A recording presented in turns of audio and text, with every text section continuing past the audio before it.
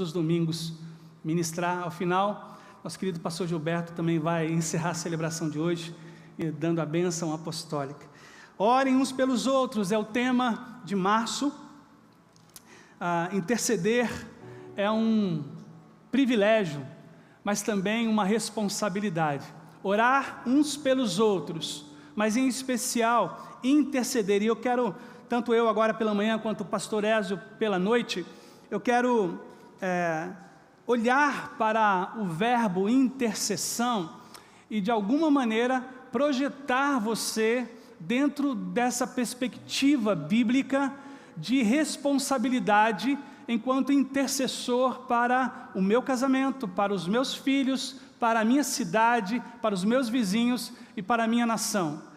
Interceder é se colocar. Quando eu fizer assim, Davi, dá um toque aí, da visão. Davi, que prazer ter você aí trabalhando na House. Deus abençoe, viu, filho? Deus use sua vida sempre. Interceder é se colocar no lugar do outro. Repitam. É tomar a dor do outro para mim. É tomar a necessidade financeira que aquele outro tem para mim. Ado, diz a música, cada um no seu. Mas a Bíblia diz, não. Cada um interceda ao ponto de tamanha empatia, de trazer a realidade do outro para si. Não foi aqui que a chuva foi tão forte ao ponto de destruir e tirar vidas. Foi no litoral? Não. O que aconteceu no litoral tem a ver com a gente. As lágrimas que são derramadas no litoral pelas 65 vidas que morreram, até a última contagem que eu tinha acompanhado, diz respeito a nós. Pastor, eu não perdi ninguém na pandemia, mas e os 600 e poucos mil? Tem a ver conosco, sim. Chorar com os que choram, se alegrar com os que se alegram. Pastor, a formatura não é do meu filho? Não, a formatura do filho da outra família diz respeito a você também. A vitória do outro é sua vitória. Isso é interceder. Isso é o que as Escrituras chamam de privilégio dado por Deus aos homens, de poderem, com a graça dEle, colocarem-se no lugar do outro. Você nunca encontrará isso na sociedade. A sociedade é cada um por si.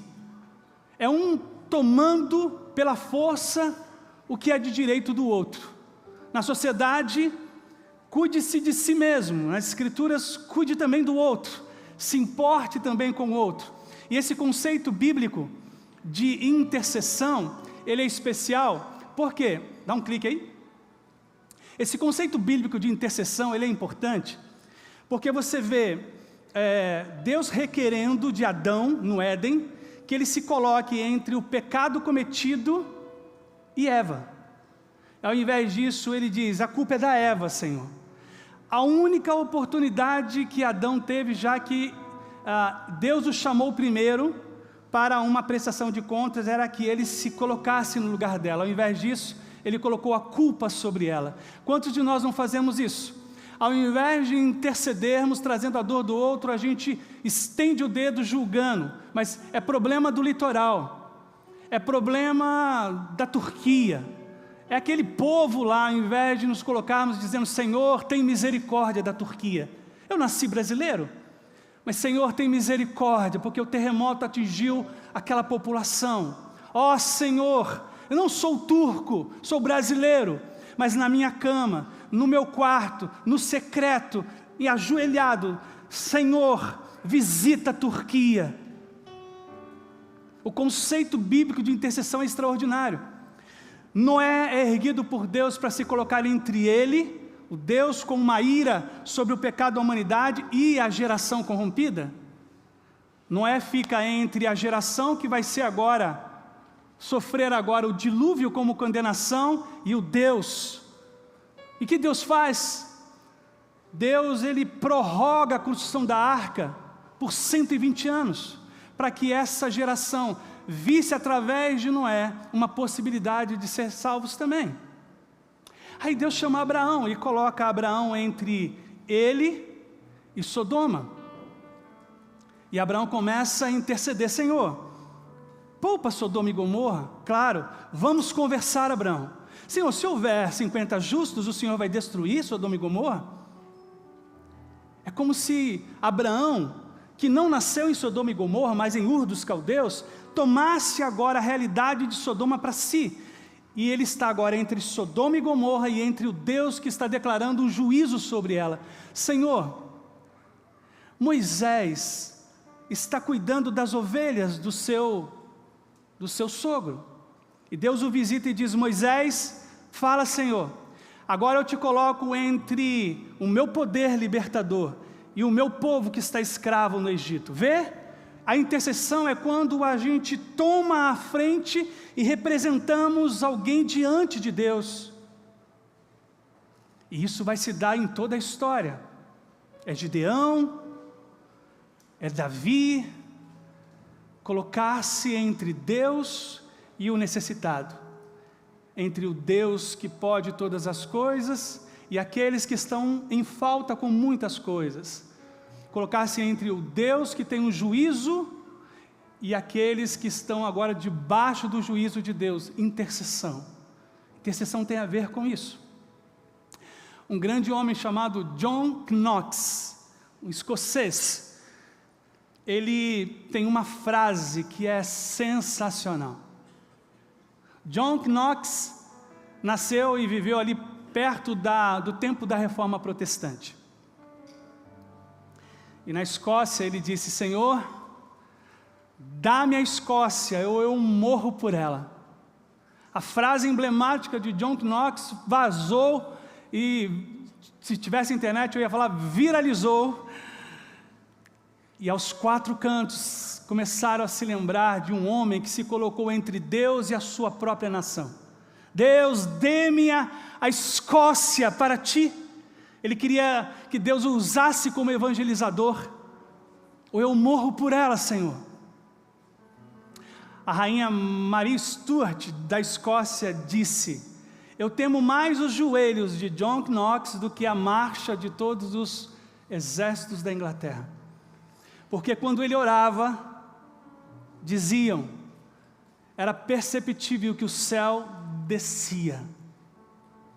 Tamanho era a intimidade que aquele homem desfrutava de Deus. Mas eu acredito, por ter lido a biografia de John Knox, que ele na verdade havia aceito a responsabilidade de ser um intercessor. E aos intercessores não tem jeito, Deus derrama uma graça. Porque é claro, o profeta disse que Deus está procurando na terra quem se coloque na brecha em favor de alguém, quem se coloque a favor de alguém, já que toda a humanidade caminha para defender o seu próprio direito. Deus está olhando para a humanidade e procurando quem conseguiu superar o egoísmo e se importa com o outro além de si mesmo. Quem se importa com a dor da esposa, do esposo, quem se importa com a dor dos filhos, dor dos pais, quem sabe o que está acontecendo no vizinho e se importa com isso, quem, assistindo um jornal, tem a garganta travada quando ouve falar que em algum lugar alguém está sofrendo uma tragédia. Talvez seja por isso que Jesus disse que nos finais dos tempos, o amor de muitos. Então você não pode deixar, eu não quero deixar o meu coração se esfriar. E a única maneira de você não permitir que o seu coração se esfrie é aceitando nesta manhã a decisão de se tornar um intercessor. Pastor, eu quero ser um intercessor. Pastor, eu aceito o desafio. Quer ver que coisa extraordinária? Quem aqui já recebeu a oração que alguém fez por você? Todo mundo.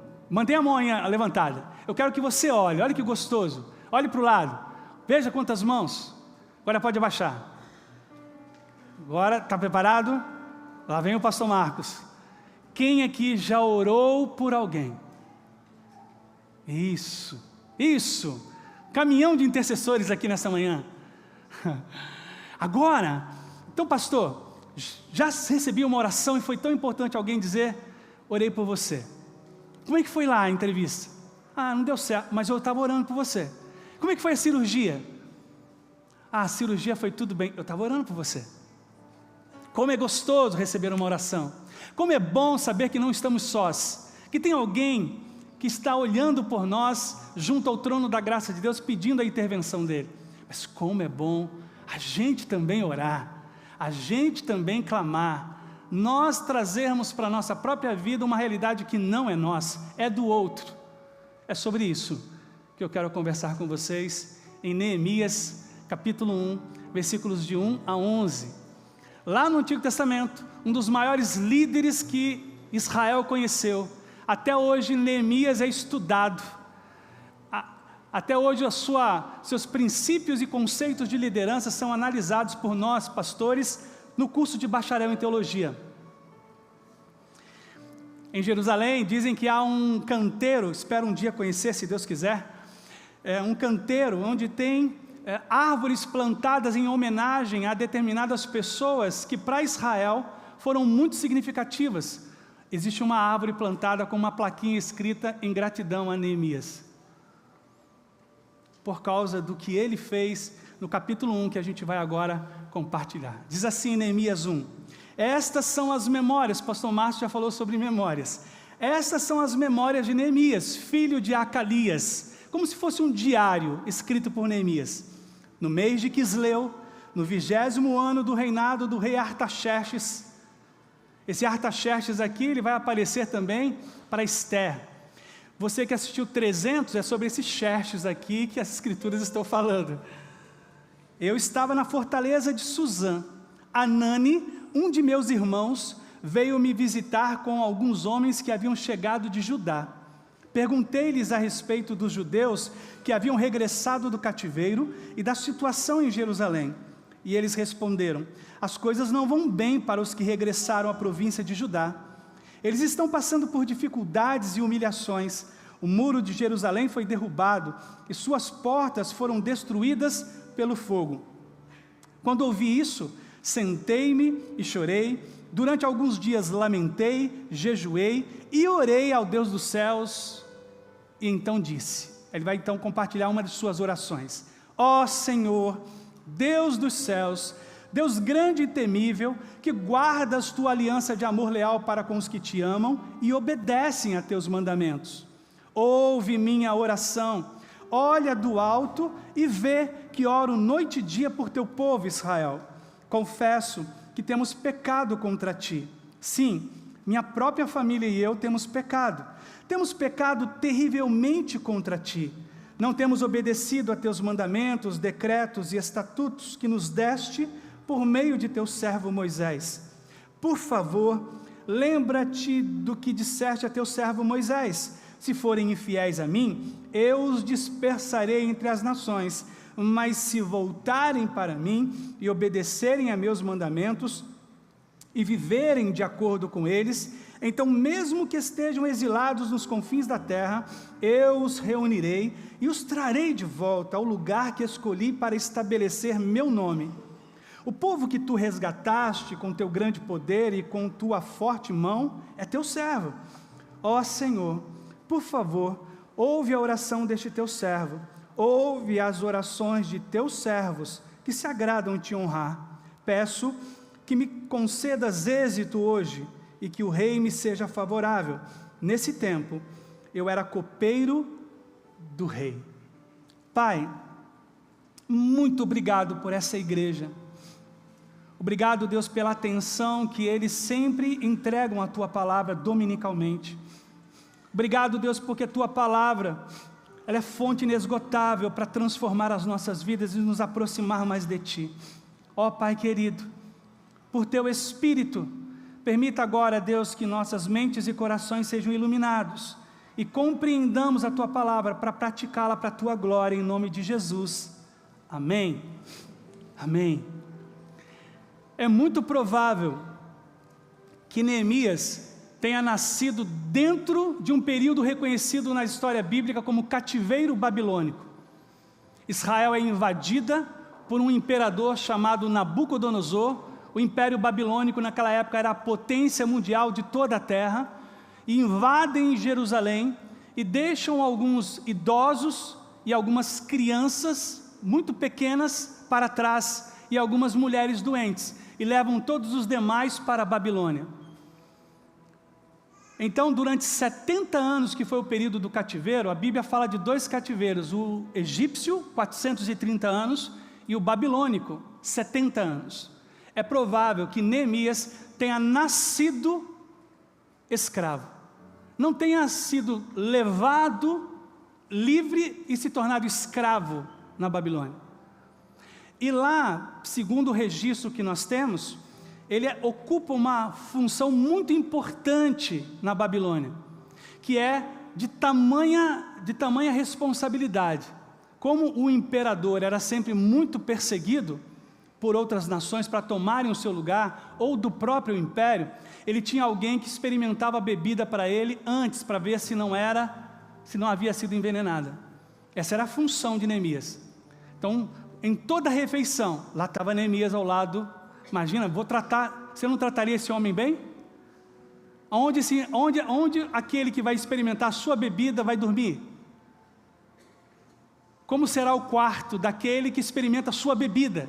Vocês estão conseguindo pegar? Que tipo de conforto, muito provavelmente, Neemias tinha? Eu tenho certeza que era ar-condicionado, TV de 80 polegadas, PlayStation 5, eu acho que ele tinha tudo. Picanha, por quê? Eu ia tratar bem, claro que eu vou tratar bem. Neemias era copeiro do rei, então ele pode ter nascido e crescido e desenvolvido até chegar nessa função de importância. Por que eu disse sobre a função dele? Para que você entenda de onde eu e você podemos descer ao nos importarmos com o outro. Não importa a condição em que o outro se encontre, eu terei que ir até ele se eu quero ser reconhecido por Deus como um intercessor. E aqui é muito gostoso, porque Neemias está explicando sobre o que é intercessão. Em primeiro lugar, a intercessão nasce do interesse profundo sobre como o outro está. Querem repetir comigo? Juntos. A intercessão nasce do interesse profundo. Quer ver? Pergunte aí para a pessoa do teu lado, como é que você está? Pergunta aí.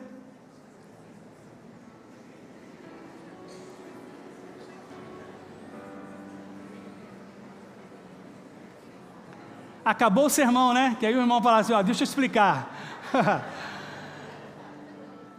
Geralmente, o que a gente responde quando alguém nos pergunta se está tudo bem? Ana, está tudo bem. O brasileiro é assim. O brasileiro não é daqueles assim na fila, e aí, está tudo bem? Ele, não está. Você não queria ouvir isso. Você está correndo, você está indo para o trabalho, né? Você só queria que ele respondesse, está tudo bem. Porque faz parte da nossa cultura. Agora, quando você pega na mão e aperta e diz, mas está tudo bem mesmo?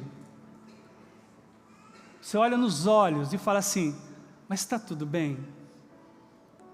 Já experimentou isso? Quem já experimentou? Ouvir a dor do outro. Quantos já experimentaram ouvir a dor do outro? Amém? Amém? Nossa, eu estou muito feliz, pastor Ezio. Nossa comunidade, ela tem vivido isso. É isso mesmo, irmãos, aquela frase ali, eu e o pastor Ezio conversávamos nessa semana. Aquela não pode ser só uma frase de efeito. Jesus era alguém que se importava. Jesus era alguém que perguntava. Isso faz parte do cristianismo. Tem a ver com a nossa conversão, tem a ver com a nossa fé, saber como o outro está. Tem irmãos aqui que eu tenho orado porque estão desempregados, eles estão nas minhas orações semanais. Eu me lembro deles. Eu pergunto como eles estão. Eu pergunto se estão precisando de alguma coisa. Existe alguma possibilidade de a gente ajudar? Nós somos muitos hoje, poderíamos sim ajudar a muitos. Uma vez um empresário marcou um horário comigo, ele já tinha frequentado a igreja por um tempo e disse, pastor, eu estou indo para uma outra igreja. Eu falei, tudo bem, Deus te deu a direção? Não, vocês não precisam de mim. Ele tinha muito recurso. Eu disse, mas como assim? Eu queria que você me dissesse, olha, estou precisando de tanto. Eu falei, não, irmão, nós não somos assim aqui na IBAGE. Nós não somos assim. Viu? Nós não somos assim. Nosso encontro de empresários, você não tem que dar nenhum dinheiro.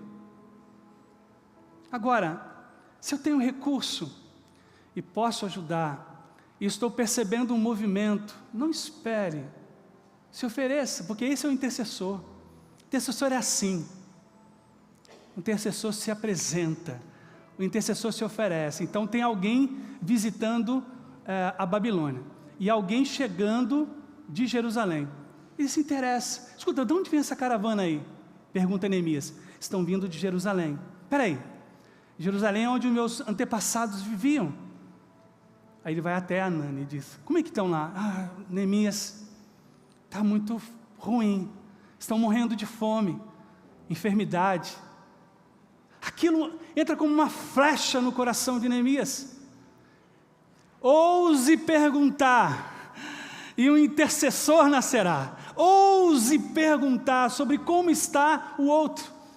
Você sabe que ele está desempregado há tempos. Ouse perguntar, como é que vocês estão se virando? Como é que põe comida na mesa? Ouse perguntar. Ouse se importar.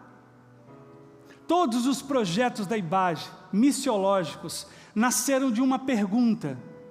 Eu fiz perguntas no passado que geraram projetos. Pastor Ézio, hoje, à frente do Ministério de Missão, está fazendo perguntas que estão gerando algum tipo de cooperação nossa com o que está ocorrendo no campo. Ouse perguntar. Pergunte para o seu pai como ele está. Pai, como é que você está, pai? Eu estou sabendo que a empresa está cortando 1 por semana. Como é que está o teu coração, pai? E talvez ele diga, filho, ora por mim, não estou bem. Estou com medo. Ouse perguntar para sua mãe como ela está. Ouse perguntar para os seus filhos. O Arthur essa semana foi assaltado com mão armada. E aí ele chegou em casa e estava tomado pelo medo, claro. Aí a gente pergunta, filho, como é que está o teu coração? Aí no outro dia, filho, como é que foi o primeiro dia? E aí no outro dia, filho, e aí, pai, está tudo bem, vamos seguir em frente. Ouse perguntar. A intercessão na vida de Neemias começa quando ele pergunta como estão aqueles que ficaram em Jerusalém. Mas ele está bem, ele tem um quarto confortável, mas isso não importa para ele. Importa que agora a dor do outro invadiu a sua alma e o fez ter compaixão e empatia pelo outro. Segundo lugar, a intercessão se evidencia na oração que assume o lugar do outro diante de Deus. Tão logo eu sei como está o outro, eu preciso ter movimentos. Eu preciso colocar a mão no bolso. Deixa eu contar uma história rapidinho, eu gosto de história. Marcos Davi, 3º ano de seminário, lá na IBAGE antiga, no templo antigo, debaixo do ministério do pastor Marcelo Pinheiro Machado, e aí entra uma pessoa, e aí eu a recebo, eu trabalhava na recepção da igreja, e eu recebo aquela pessoa, o nome dele é Marcos, a gente se identifica, brinca, porque eu sei o significado do meu nome, e aí ele parece um mendigo, ele está entrando com o cachorro, eu falei, olha, o cachorro não pode entrar. Tudo bem? Pode morder uma criança, você cuida dele? O cachorro ficou aqui do meu lado, aqui na entrada da igreja. Mais tarde ele ficou o cachorro da igreja, ficou para a igreja. O Marcos vai, assiste o culto, quietinho, atento, ele sai e fala assim, agora eu vou embora. Boa semana, bom almoço. Aí ele ficou assim, na hora que eu falei bom almoço, ele disse, eu não tenho nada para comer. E aí eu estava com um bloquinho de vale refeição no bolso. Sabe aquele gordinho assim? Estava aqui no bolso, aí eu peguei, tirei e falei assim, ó, a padaria aqui, a padaria perto da igreja, tirei 2 e falei assim, ó, dá para você comer um lanche. Eu já comi lá, o X-Tudo é top. Mas aí eu ouço o Espírito Santo dizendo assim, dá todo o bloquinho para ele. Que difícil foi dar todo o bloquinho para ele. Já viveu isso aí, irmão? O Espírito o Espírito é insistente, né? Aí dei o bloquinho para ele. Aí eu dei o bloquinho para ele. É muito lindo as coisas do Espírito. O Marcos voltou, conseguiu um lugar para morar. Hoje ele é despachante aqui na nossa rodoviária, convertido, levantou a sua família. É tão lindo que a intercessão, o amor, a compaixão e a empatia, guiados pela graça de Cristo, pela intenção genuína dos céus, é capaz de fazer na vida humana. Então ele começa a orar. É como se Neemias agora se colocasse no lugar daqueles que restaram em Jerusalém. Nós pecamos, não tem eu. Não tem eles. Eles fizeram, Senhor, tem misericórdia. É nós. Você conseguiu entender isso no texto? Então disse, versículo 5. Ó Deus grande e temível, que guardas e obedeces, ouve minha oração. Olha do alto. Aí ele começa, confesso que temos pecado. Mas ele nasceu no cativeiro. É muito provável que eu e vocês disséssemos, a culpa foi daqueles que pecaram e Deus deixou Nabucodonosor invadir. Não, ele diz, nós. Mas eu não nasci lá. Eu não sou da Turquia. Eu não sou do litoral. Mas nós, Senhor, temos pecado. Olha com amor. Olha com misericórdia. E Bade, vocês estão entendendo? A intercessão, ela se evidencia na oração, lembra que interceder é nos colocarmos entre o necessitado e Deus que pode tudo. Senhor, eu te busco agora, porque nós pecamos contra ti, nós precisamos de ti. Gente, isso é tão poderoso para Deus. Deus olha e diz, será que Ele vai colocar nós? Será que Ele... Aí o Espírito Santo, Romanos 8, 26, que intercede com gemidos inexprimíveis, diz, que pena, Pai, a oração dele só tem eu, não tem nós, não tem nós. Nós, Senhor, precisamos da Tua intervenção. Olha por nós. Que oração poderosa Neemias fez. Ele assumiu os erros que outros cometeram e que provavelmente fossem responsáveis por toda aquela tragédia que os acometeu. John Knox diz a biografia que ele assumia os pecados da Escócia contra Deus, dizia, Senhor, tenha misericórdia de nós. Imagine você orando como brasileiro, Senhor, tenha misericórdia do nosso Brasil. Olha, Senhor, pelo nosso Brasil. Isso é poderoso. Quando nós começamos na oração a conjugar o verbo no plural e não mais no singular. Ó Senhor, me dê uma casa, me dê um emprego. Ó Senhor, nos dê onde morar, nos dê um sustento digno. Ó Senhor, nos dê uma boa saúde pública. Nós.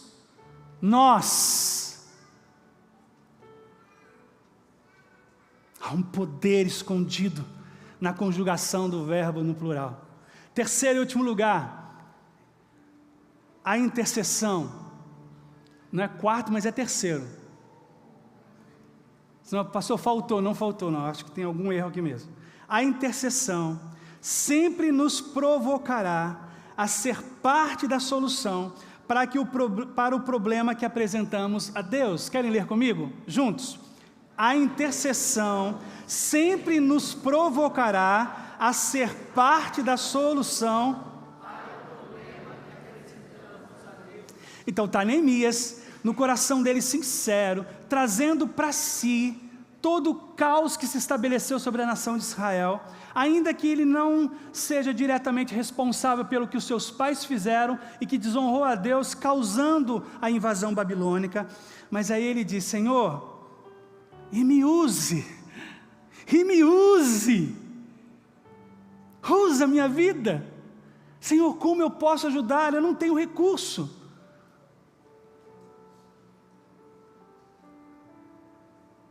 Eu não tenho recurso, não tenho reputação, eu não tenho status, mas me usa. John Knox nasceu numa família totalmente pobre. Senhor, me use. Estamos falando dele aqui, 500 anos depois. Você sabe o poder que há naquele que se coloca diante de Deus como instrumento. Deus muda a história de um mundo inteiro. Da sua faculdade, da sua escola, da rua em que você mora. Falarão sobre você, falarão sobre a sua compaixão. Porque você, ao invés de apresentar o problema, se colocou diante do Deus dos impossíveis como uma possível solução. Ó Senhor, me use. Me use, Senhor, para que jovens te conheçam. Me use, Senhor, para que as drogas na minha rua diminuam.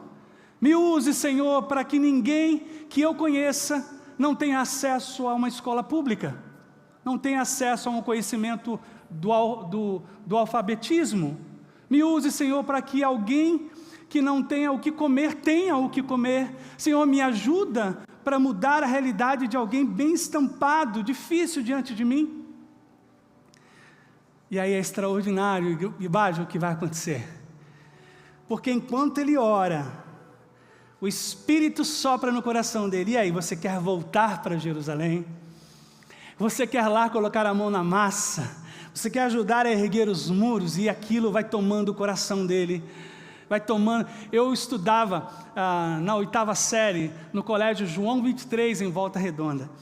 E aí, essa palavra, como muito semelhante a essa, foi pregada pelo meu pastor na época, pastor Edson Petterly. E o meu coração pegou fogo. O que você pode fazer na semana? Disse o meu pastor. Pense na sua escola. E aí, na segunda-feira, na hora do intervalo, a gente chama de recreio lá em Volta Redonda. Aí eu chamei um amigo que era evangélico e disse assim: vamos começar a orar na hora do intervalo? Eram 15 minutos de intervalo. Vamos começar a orar? Vamos! Aí eu e ele, então, pegamos um lugar do pátio. E aí fizemos nossas orações ali, lemos um texto bíblico. Aí chegou mais um. E aí chegou mais um, aí pedimos uma sala para 20. No final de um ano, já eram 50. E aí todo mundo disse: olha, está muito grande. Vamos pedir o auditório, que cabia 200?